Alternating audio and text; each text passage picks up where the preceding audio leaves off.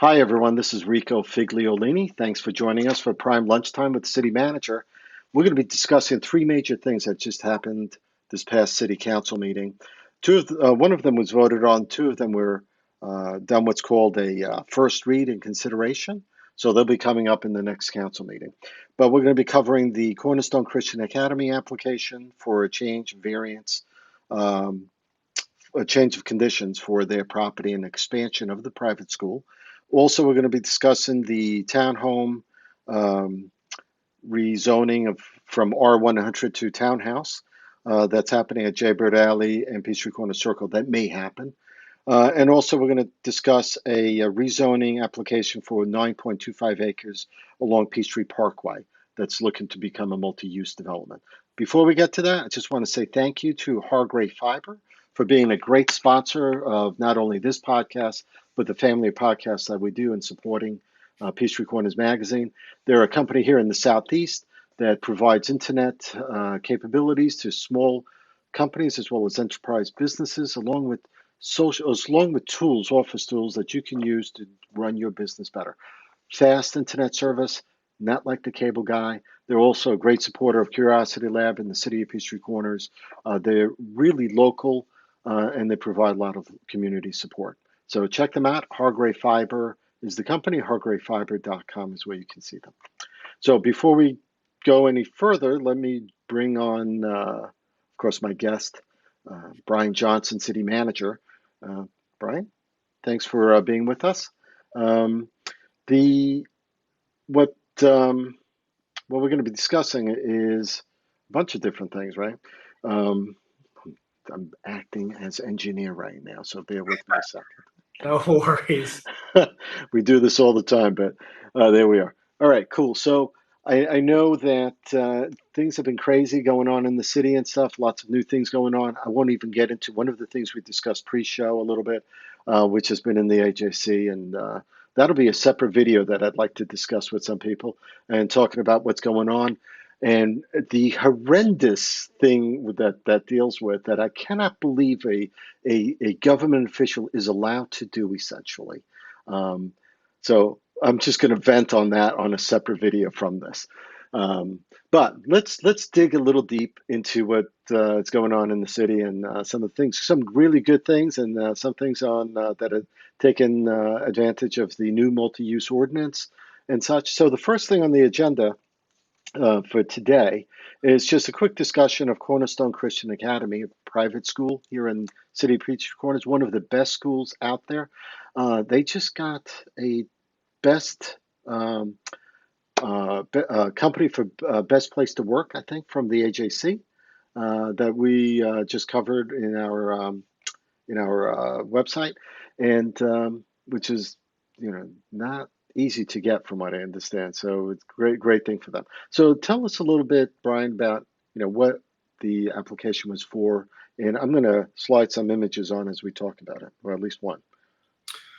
Well, Cornerstone, Peachtree Corners as a community, as a municipality, we're very blessed. We have a number of great school options within the city.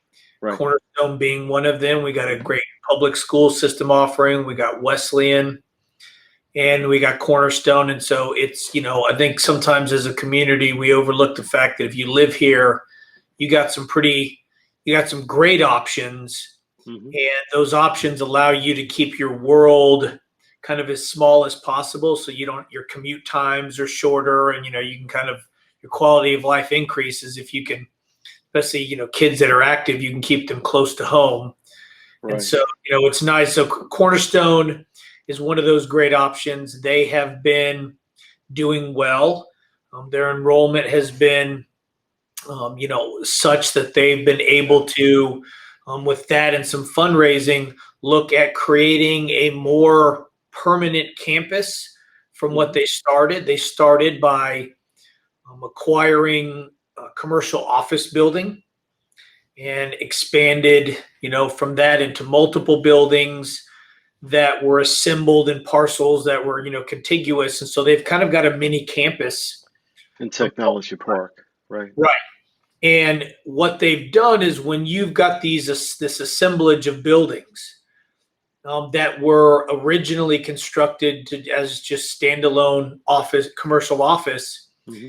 They want their campus to actually start feeling like a real campus versus just an assemblage of commercial office buildings. Sure. And so they are taking one of the buildings and they're demoing the building and creating kind of a quad in the middle of other ones. And they're also expanding that, or call it joining that, with adjacent property that is across the street from Peachtree Corners Baptist Church. Now, for people that don't know, and I don't have a slide, unfortunately, I thought I did. That's the property, the parking lot across from the church that also has the athletic fields and a little pavilion area on the side. And so Cornerstone has acquired it. They, I guess, just have use rights for a while from PCBC, and so they've acquired it. So now they're just kind of creating that campus, and that kind of locks in that part of it. They're going to continue to use it in the way that it was when they were just using the property and not owning it. So it'll still be used for recreational purposes. There'll be some parking there. There is a little bit of there's plans for a gymnasium on the property, and then a little, I guess you call it, clubhouse associated with the ball fields.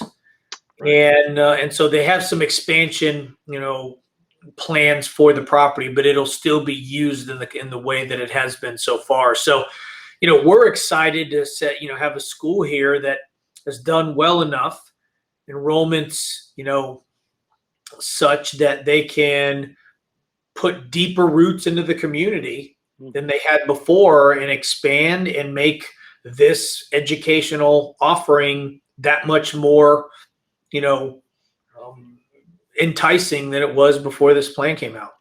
Yeah, I'm excited for it. I mean, I've seen Cornerstone start from a really small school.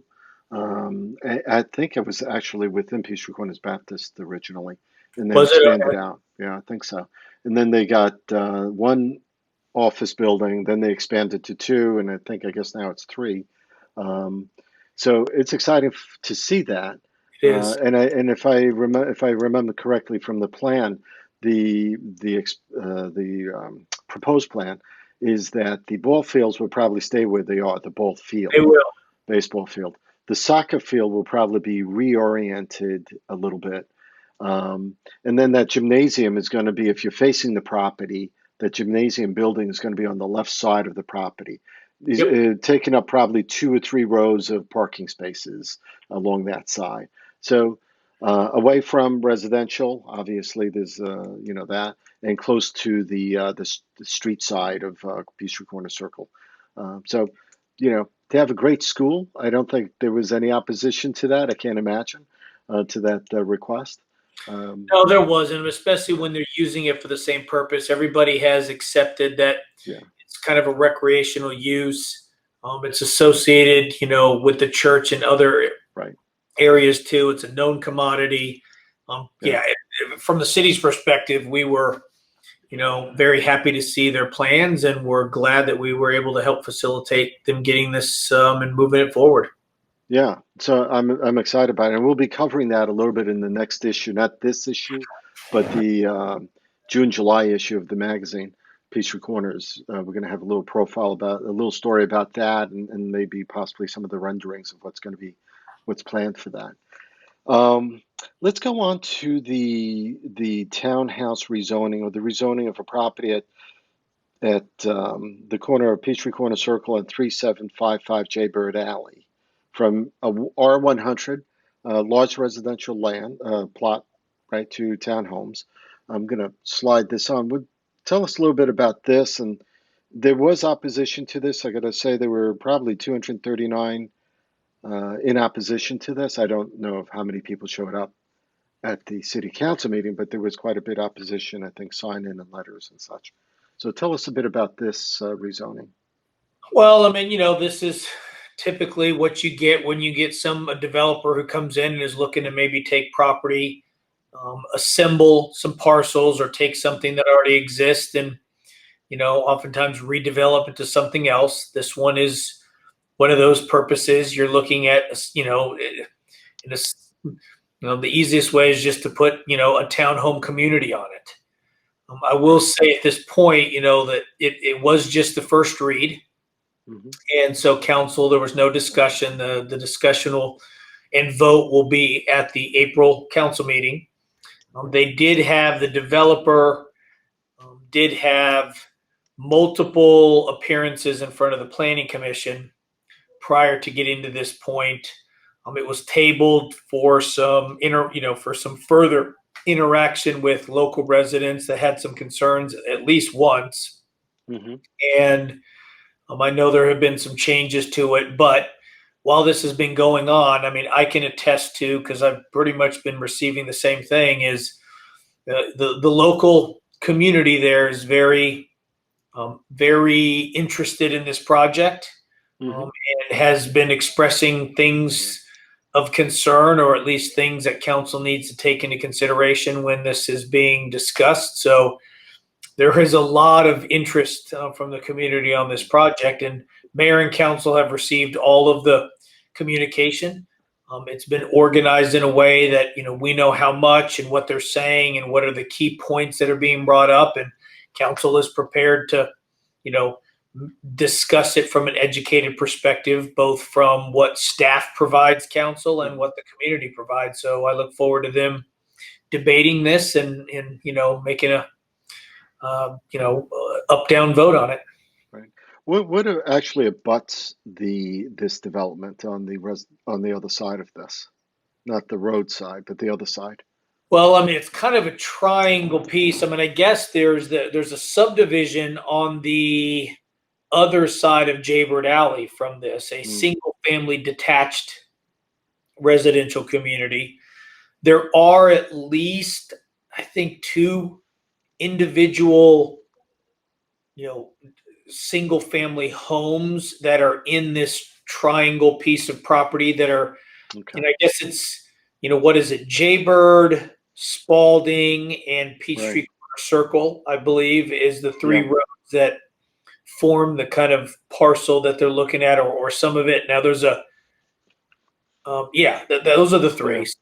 So it butts up to residential that's actually probably R100, I'd imagine. Yes. Right. Yes. So that would, on the face of it, to me, I know you may not be able to say anything on it yet, since Planning Commission, did the Planning Commission actually give a recommendation? They did. They recommended denial. Okay, which makes sense to me because taking a townhouse butting up to one R100 is just such a drastic change. Usually it'd be like, let's say R60 maybe, or moving, slightly higher and not going that far up in density next to an R100. That doesn't make sense. You are right. That is one of the probably most common concerns raised by the residents, is the increase in density Hmm. that this would allow in the area where there's not really the same level of density. So, Right. and council has received that message loud and clear, and has not dismissed this lightly. They are prepared to, they're probably to a point on this that they could have voted Tuesday night. It was just the first read. So Sure, sure. All right. The next item that we're going to talk about is the 9.25 acres along Peachtree Corners Parkway. There's a request for zoning, and this makes sense, right? Because we've been discussing in the last few meetings, podcasts about the multi-use ordinance and the changes that happen in the ordinance, and this is actually being affected by that ordinance. I mean, their application, from what I could tell, is taking full advantage of the credits that they could get for high density and all that stuff. They have a laundry list of things that they're doing that help them compile their density. And these are basically office buildings. This is basically Technology Park, of that side, right? It's you know yeah, so this is on Peachtree Parkway. It is just north of the new signal at Engineering Drive in Peachtree Parkway, right. where Hmm. the racetrack and the liquor store are. Right. This is the immediate building to the north of that. It's a, I believe, 3-story building that sits off from the road, existing commercial office building. Right. And then it's that parcel, and then it's the parcel, or maybe parcels, but all of those single-story commercial condos, those old ones, where there Right. was like physical therapists and life insurance and Accountants and stuff. Sure. right. It's all of those and that existing one, the existing commercial office building. So that's the just under 10 acres or essentially 10 acres. And it's, what you see is, this is an example, as you're showing here, Mm-hmm. of this is the first application of the very first of our mixed use development ordinance. Mm-hmm. Like you just said, the developers have taken advantage of it, and we believe to the betterment of the entire project. And by that I mean, given communication that's been happening prior to this officially being, submitted, and some changes since then, the project has actually got less units than the applicant originally requested. Mm-hmm. Mixed use development ordinance kind of, steered them down a road that ultimately resulted in less density. And then it does have certain incentives within that ordinance that we all win. They're donating land for green space. There's, adaptive reuse of existing office buildings. They are going to demo in that photo right there, those single story, and that's what they'll come. Right. So that's what it looks like now. Right. And if you go to the next one, that's what it will look like. The couple of things of note, and I don't know, do you have any of the other ones? So that's the single. Yeah, let me pop one of the other ones up also. Condos, how that will look. And then you have there's the existing 3-story office building set back off the road back there. And they're keeping that, and that's not the view. That's a different. Do you have any more? There's another view. I think I do have this other view here. Hold on. There's this. That's on the inside. That's the interior of the. Yeah, I think that's all. Right, I may have had been privy to a view you didn't get, but anyway, that office building is going to be kept. That one right there is going to be kept. Now that's a 1982 building built, I guess. Is what I understand. Huh? Okay, and they're going to be basically gutting it, right, and reusing it in a number of ways, including some kind of I guess similar to like WeWork space. Okay. Type of thing. Some of there'll be some amenities for the local residents in there, like clubhouse amenities type of thing. And so I think there's, and then I think they have templated a coffee shop to go in there. So when they're talking retail, so this is another view. I think this is the some of the, I'm not sure if those are the townhouses. I think those are. They are. They're right. There's going to be 26 planned townhouses, 295 multifamily apartments, essentially. And they say, so they're going to reuse the 3-story building, like you said, which was a 1982 building. So it's a fairly old building. So that makes sense. It's like, I guess, gutted out their building, not Recall, what was it, Brightree, and rebuilt theirs. Beautiful building, by the way, now. And they're doing something similar to that. So the good thing here is there's a couple of things of note. One is we have an adaptive reuse of an empty building, a building that's been empty for 5 years. Uh-huh. And it's also going to remove those single-story office condos, which if you've been back there, they are in a very degraded condition. In fact, most of them were completely empty as well. The only ones, we never noticed it if you're driving by because the front unit still had some tenants in it. But man, when you went back, it was empty. People were breaking in. I mean, it needs. Really? So that's good. Second thing is all the trees along Peachtree Parkway are remaining.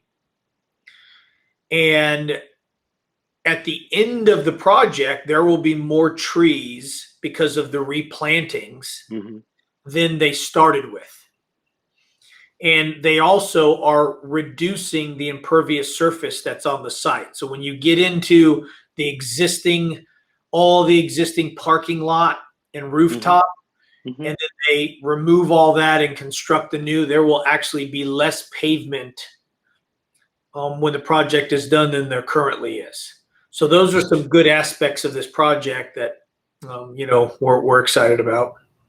With the project, you mentioned, obviously we're talking about, it says some retail.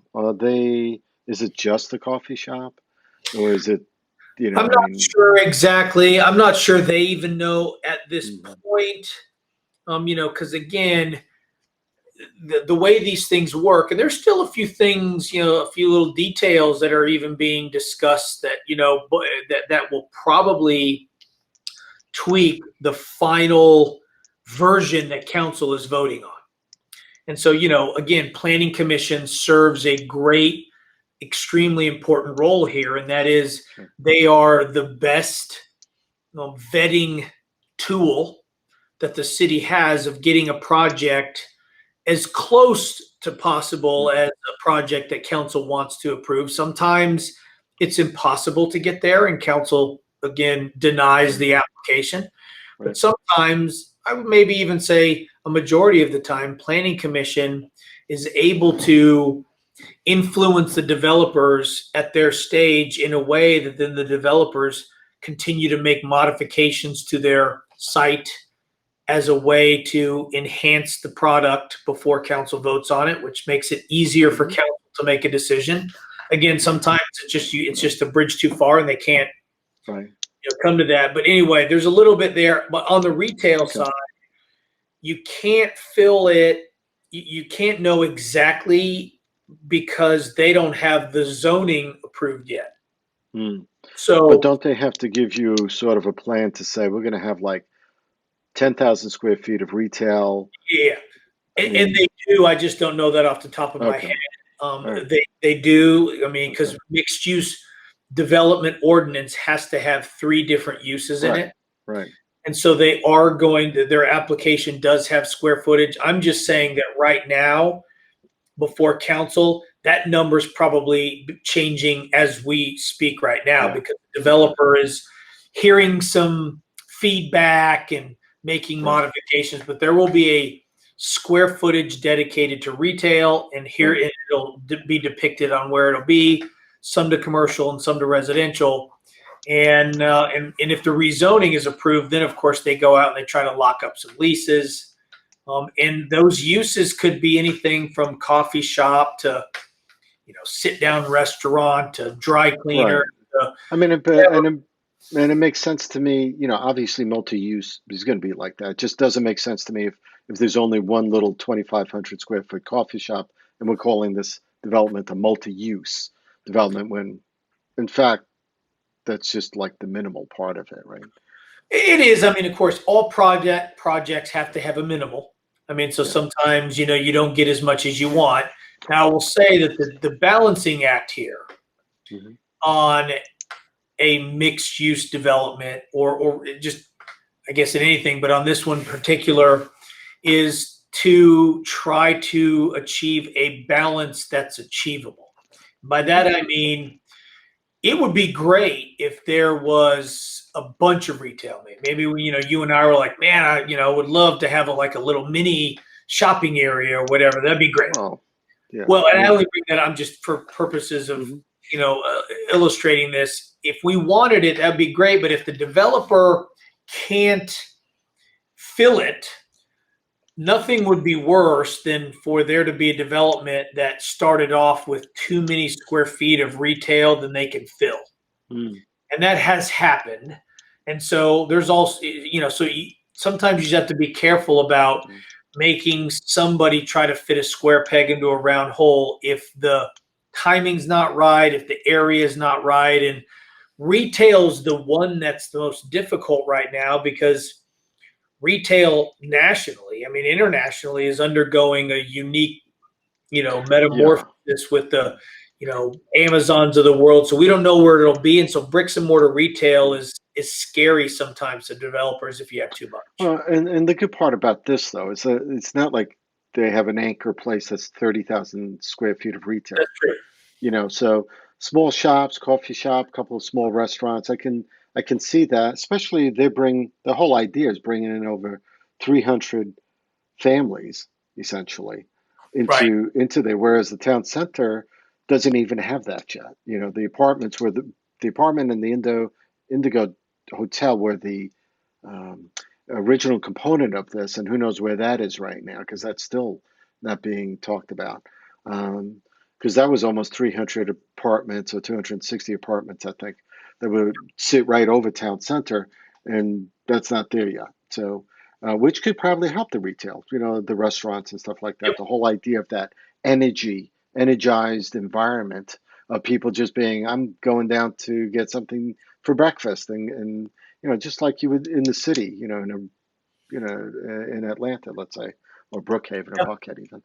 Um, I did want to ask about this. The office building in the back, that's not being converted to this. This is a whole new building, though, that would be on there, right? This 5-story residential That's looks like. a whole new building. That's Okay. correct. Okay, and that would be set back, I guess. And the front part would be townhouses or any of the retail, it That's sounds like. correct. All right, cool. Um, Great. So we've covered that a little bit, and we've got a little bit more time. So I thought maybe we'd just quickly talk about you guys did a resolution to do a matching grant. Um, Thought that was a great idea. That had to deal with the EVA, low emissions. Do you want to talk a little bit give a couple of minutes on that? Yeah. So just to step back real quick. So, the city, when it comes to economic development, has seen some really good success with Curiosity Lab being the magnet to attract companies here. We've seen it with Brightree and Ashray, and some others. We're seeing it with some other activity within our innovation center that maybe is only temporary, but it is still, activity. And so we have realized, though, that for us to continue to, innovate, for us to continue to keep market share of being, like the one of the only, if not only, living laboratory of our kind in really the world, we got to keep doing things to stay out in front. And what we're seeing is, we're starting to compete with cities that are way outside our weight class. And the only way we can compete with cities like, Jacksonville, Florida, just within their own general fund appropriated, I think it was like $25 million towards autonomous vehicle research and testing on a location of the city they're doing things. And Miami's thrown, tens of millions of dollars at things. And, we can't compete with that directly. So what we've decided to do is we decided to look a lot, be more aggressive at identifying and going after grants. Because that's the one way that if we are more aggressive at trying to find and go after them, that's one way for us to ultimately, punch outside our weight class. Above it is to have other people give us some money to be able to compete with that. So we have started that process, and we've gotten some consultants to help us identify some grants. And we just happen to have one that we identified. It's a low emission electric vehicle research and development grant that has a due date of April 12th. And so we weren't going to have another council meeting before then. And the reason council need to be involved is it's a federal grant.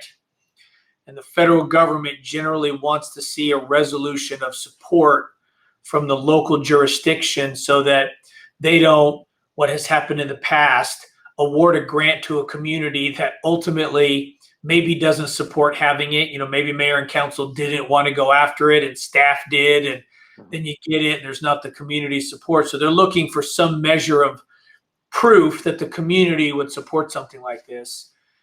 To make it worth the feds, while, and to make sure that they're appropriating it to communities that this would be a big deal. And clearly, we think we have a competitive one with Mhm. our, electric vehicle charging hub, the second largest in Georgia, largest in Metro Atlanta, the solar roadway, the electric vehicle or the autonomous vehicle activity we have, and we are looking to get some more soon. All autonomous vehicles are electric vehicles.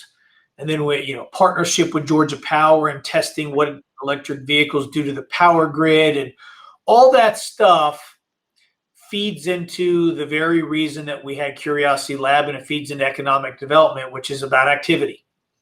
And activity is what we want here, because activity of people, however temporary, they feed our local economy, because they're either eating in our restaurants and or staying in our hotels, renting office space, renting apartments, in some cases moving here permanently. And so this grant would help us over a 2-year period.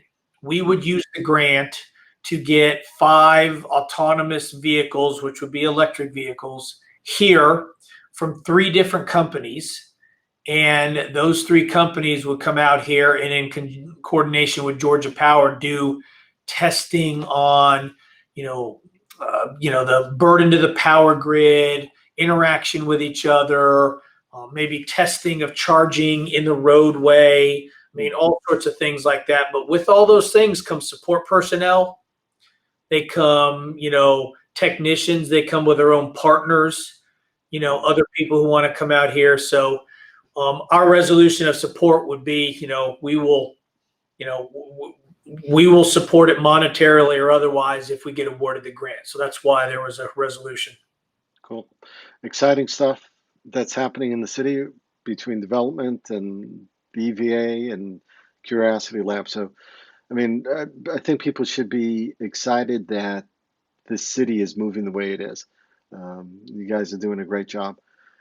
Um, I think that's it, really. I mean, we could go on and on. I'm sure I don't want to keep you too long. Brian, I do appreciate you coming out, helping explain some of these important issues and things going on in the city. So thank you. Appreciate you being with us. Um, Thanks for everyone, having me. Thanks for letting, creating this communication vehicle for us to get some information out. sure. So we've been listening to Brian Johnson, City Manager of Peachtree Corners.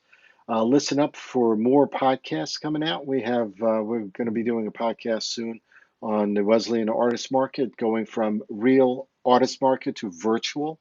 That'll be coming up next week. Uh, Actually, depending on when you're listening to this, right? But thank you for joining us. And again, I want to thank Hargrave Fiber for being a sponsor of this podcast, as well as the family of podcasts and the magazine. Check out Peachtree Corners magazine in another week or two, and you will see lots of stuff, our biggest issue yet. See you then.